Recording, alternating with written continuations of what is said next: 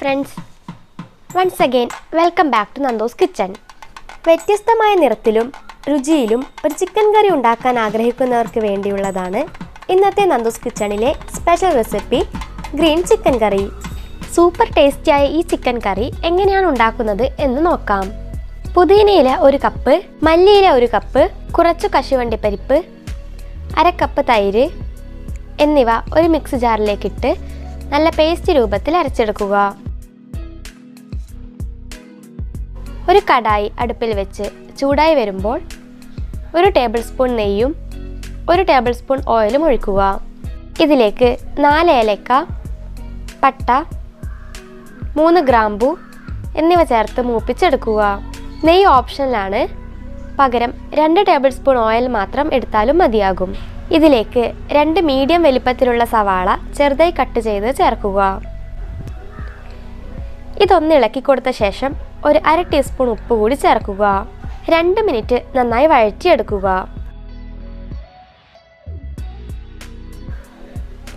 ഇനി ഇതിലേക്ക് 3 പച്ചമുളക് ചെറുതായി കട്ട് ചെയ്തത് ചേർക്കുക.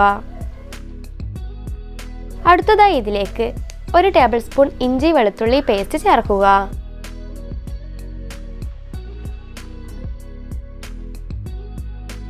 ഇനി ഇതിലേക്ക് 2 ടീസ്പൂൺ മല്ലിപ്പൊടിയും 1/2 ടീസ്പൂൺ ഗരം മസാലപ്പൊടിയും ചേർക്കാം.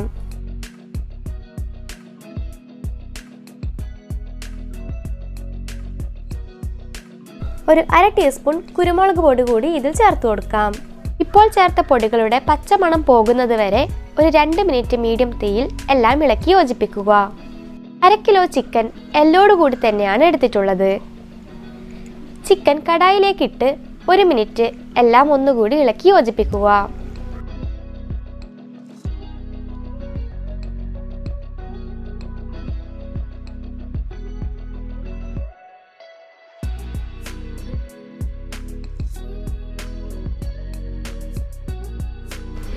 ഇപ്പോൾ നേരത്തെ അരച്ചു വെച്ച അരപ്പ് ഇതിൽ ചേർത്ത് കൊടുക്കാം.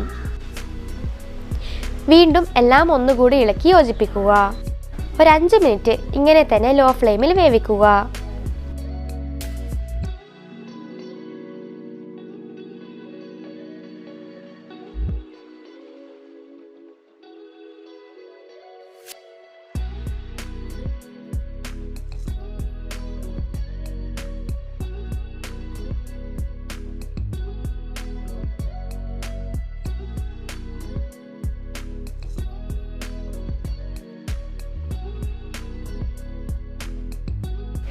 അരച്ചെടുത്ത മിക്സി ജാറിലേക്ക് 1 കപ്പ് വെള്ളമൊഴിച്ച് ബാക്കി വന്ന അരപ്പ് വെള്ളത്തിൽ അലിയിപ്പിച്ച് അത് കടായിലേക്ക് ഒഴിച്ചു കൊടുക്കുക.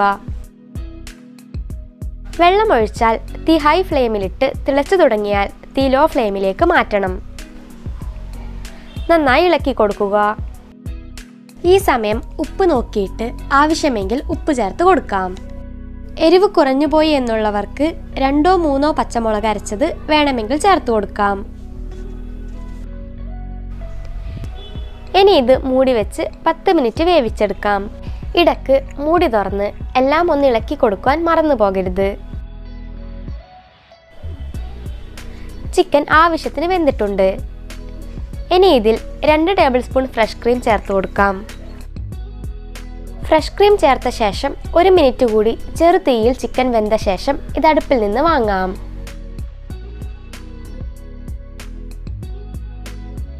വലിയ എരിവില്ലാത്തത് കൊണ്ട് തന്നെ കുട്ടികൾക്ക് പോലും ഈ ചിക്കൻ കറി ഇഷ്ടമാകും. കുറച്ച് തിക്ക് ഗ്രേവി ആയതുകൊണ്ട് തന്നെ ചപ്പാത്തി, പൊറോട്ട തുടങ്ങിയവയുടെ കൂടെയാണ് ഇത് കഴിക്കുവാൻ യോജിക്കുക. എല്ലാവരും ഇത് ട്രൈ ചെയ്ത് നോക്കുക. വീഡിയോ ഇഷ്ടമായാൽ ലൈക്ക് ചെയ്യുക, ഫ്രണ്ട്സിന് ഷെയർ ചെയ്യുക. നിങ്ങളുടെ അഭിപ്രായങ്ങളും നിർദ്ദേശങ്ങളും കമൻറ്റ് ബോക്സിൽ കൂടി അറിയിക്കുക.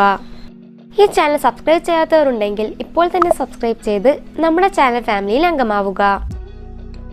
ഇനി പുതിയൊരു റെസിപ്പിയുമായി അടുത്ത വീഡിയോയിൽ കാണാം. Thank you for watching the video.